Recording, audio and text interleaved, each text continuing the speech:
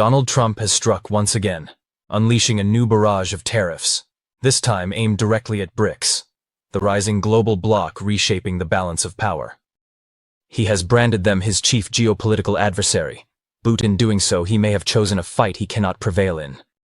BRICS isn't retreating, it's accelerating with momentum. Only last month, Vietnam entered as a partner state, adding another victory to the coalition's rapid expansion. Instead of intimidating nations, Trump's forceful tactics are driving them away from Washington and toward new alliances. Analysts warn his strategy is backfiring badly. He is playing with fire, and this time the flames are engulfing the entire globe. The consequences are not limited overseas. Domestically, the pushback is intensifying. Even some of Trump's most unwavering Republican allies are demanding explanations about the Epstein documents he continues to withhold. Public confidence is evaporating, and the surveys show it. A YouGov poll demonstrates his approval ratings are collapsing across every front: employment, foreign relations, inflation, economic credibility. The image of strength he once projected has deteriorated into a narrative of weakness. The tariffs he boasted would rescue American industries have become weights pulling the economy further into decline. Financial signals are flashing warnings. The 20-year Treasury yield has climbed past 5.04%, its highest in nearly 2 decades, a figure economists interpret as a precursor to recession. What was meant to pressure BRICS is instead empowering them. The 2025 BRICS Summit in Rio de Janeiro made that reality unmistakable. The gathering was charged, unified, and ambitious. World leaders stood aligned, while Trump, increasingly sidelined, vented online, threatening every BRICS-friendly nation with automatic 10% tariffs. Yet those pronouncements no longer carried the fear they once did. They sounded less like the voice of a dominant leader and more like the outbursts of someone watching his grip slip away. Smaller states, no longer intimidated by Washington, are emboldened. After all, it is exactly America's erratic, coercive, imperial behavior that gave rise to BRICS in the first place. Brazil's president, Lula da Silva, captured it bluntly. "We are tired of blind obedience to Washington." He declared Brazil's turn toward the East, toward partnerships based on fairness and shared interests, not dictates from the United States. The contrast is stark. BRICS is pressing for inclusion, equality, and collective growth, while Trump doubles down on hostility, protectionism, and isolation. Even long-standing allies are now in the crosshairs. Canada faces a looming 35% tariff. Japan and South Korea, key strategic partners in Asia, have already been hit with 25%.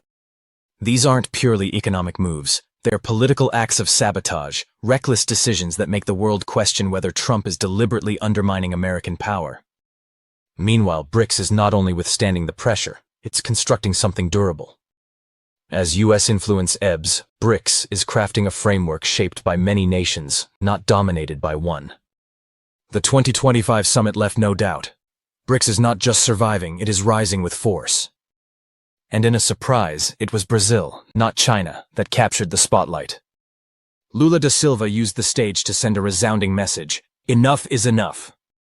His words resonated far beyond tariffs. They spoke to sovereignty and dignity.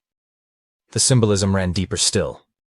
Trump, once ideologically aligned with Brazil's far-right ex-president Jair Bolsonaro, now finds himself in conflict with Brazil's democracy. After Bolsonaro lost the 2022 election, his supporters stormed the Capitol in an eerie replay of Trump's own January 6th chaos. Bolsonaro now faces criminal charges for trying to cling to power. Trump's reaction? A punitive 50% tariff against Brazil, an attempt to punish the nation for holding his ally accountable under its own legal system. It was reckless interference, part of a long American pattern in Latin America.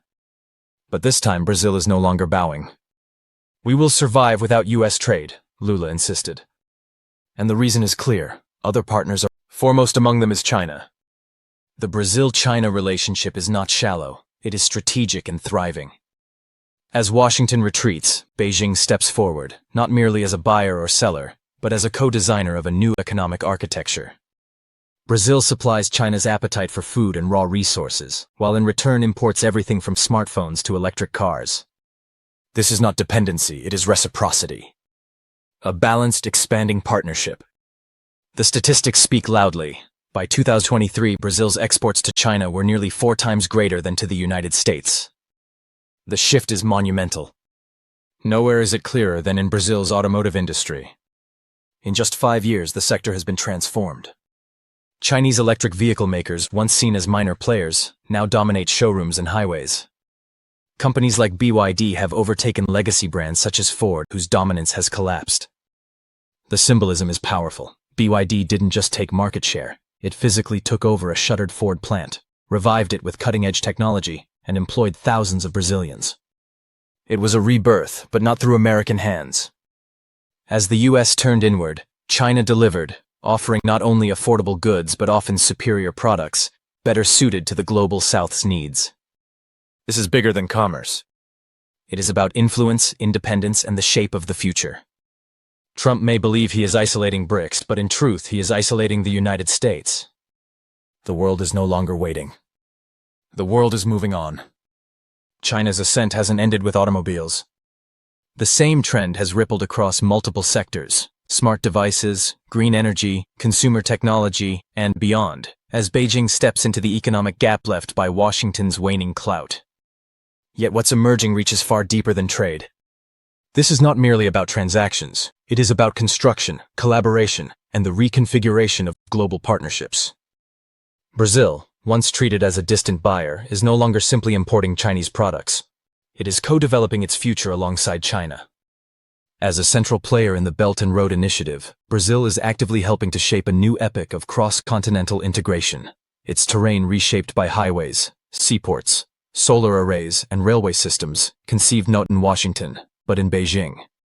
Anchoring this collaboration is the Inter-Oceanic Railway, a project of immense scale, an iron backbone cutting across South America, linking Brazil's agricultural interior directly to Peru's Pacific harbors. Once operational, it will slash transport times to Asia by nearly 2 weeks, eliminating choke points and rewriting centuries-old maritime routes. Gone will be dependence on the Panama Canal or the dangerous passage around Cape Horn. Instead, Brazil will possess a direct land corridor to the Pacific, converting South America into a pivotal hub of global trade with China firmly positioned at the core. Washington's response has been characterized by bewilderment, irritation, and outdated maneuvers. While Beijing is laying bullet trains and deep-sea terminals, America shows up with scraps. During a visit to Peru, Secretary of State Anthony Blinken's so-called gesture of goodwill amounted to the delivery of dilapidated rail wagons, rusting antiques from another era, barely usable and hardly a symbol of solidarity. The global audience scoffed. What was framed as diplomacy appeared instead as condescension, a dumping ground for America's leftovers, so tone-deaf it bordered on insult. The disconnect sharpened with the unveiling of Chancay Port, a cutting-edge facility built through Chinese-Peruvian partnership. Instead of respecting Peru's autonomy or offering an alternative package, the United States lashed out. A Trump-era advisor on Latin America demanded tariffs up to 60% on companies using the port to ship goods to China. This was not statesmanship, it was a tantrum dressed as policy, a reliance on intimidation over cooperation. But rather than isolating Beijing, such measures pushed more nations into its embrace. And the shift isn't limited to faraway players. Even America's nearest allies are reconsidering their allegiances. Canada, long regarded as the most dependable partner, has openly declared the old relationship obsolete. Prime Minister Trudeau stated bluntly that Ottawa is ready to stand against the bully to the south. Mexico, Washington's second-largest trading ally, caused a stir by sending its foreign minister to the BRICS Summit in Rio. That single act spoke volumes. Were it not for anxiety over American backlash, Mexico might already be applying for full BRICS entry. These are not marginal states. They are key pillars of U.S. trade, defense, and legitimacy in the hemisphere. And their patience is fading fast. Meanwhile, BRICS velocity is accelerating. This year, Indonesia, the fourth most populous nation and a rising powerhouse, was inducted as a full participant. Vietnam, whose growth model mirrors China's mix of state-guided industry and strategic manufacturing, joined as a partner. By aligning with BRICS, Vietnam is broadcasting a clear message. It will not be coerced into Washington's binary rivalry. It will pursue prosperity, stability, and sovereignty on its own terms. Across Southeast Asia, this pragmatic stance is spreading. The United States insists the region is crucial to its future, but its leverage there is dissolving. Marco Rubio has described Southeast Asia as the key to the next century, but rhetoric is not a plan.